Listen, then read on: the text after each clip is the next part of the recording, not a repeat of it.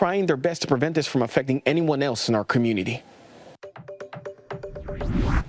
Well, good morning. We are looking at a quiet morning out there. Look at the sunrise. That is the sunrise. It's not a giant white spaceship sitting over Waco. That's the sun starting to come up. You'll eventually see the actual sun, but for now you see just that orb of light sitting over here with the sun starting to come up here over central Texas. Now, that is going to set us up for a hot day out there right now. Not terribly bad, upper 50s, but the live radar network, while it's quiet, is showing where there's a cold front to the north of Waco, up above I-20. That front is expected to arrive later on this afternoon, and it won't bring in a bunch of cool air initially. In fact, initially, as that front comes down, it'll squeeze our atmosphere. We'll get the winds to shift around the southwest, both of which are a recipe for really warm temperatures this afternoon. Out there right now, the majority of us in the 50s. Hamilton's at 66. That's a little abnormal because they got a little bit of a wind shift to the west there. That's likely the front coming closer to it and already squeezing the atmosphere a little bit.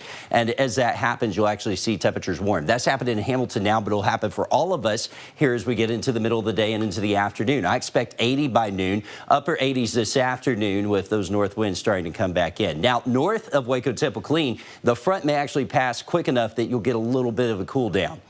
The rest of us actually deal with the timing of the front coming in the afternoon, so because of that, it's hitting you during the hottest temperatures.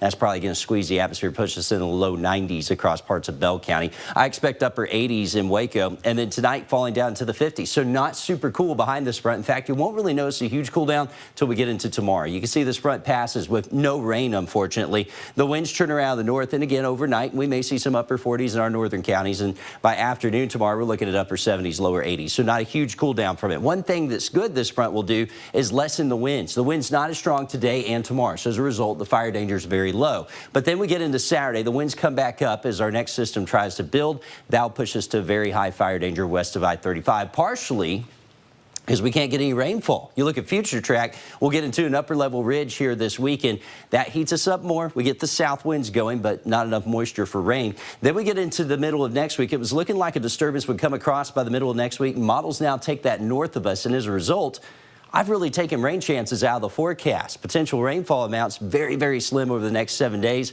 Would be nice to get some, but for now, I have them out of the forecast. Now, we are watching Easter Sunday closely. That's when another storm system could get closer to us. If that happens, maybe we throw some storm chances in there. But for now, next 10 days look dry in central Texas. There may be enough moisture in the Brazos Valley to squeeze out a shower as we get into next week, but for now, it looks pretty dry across both areas.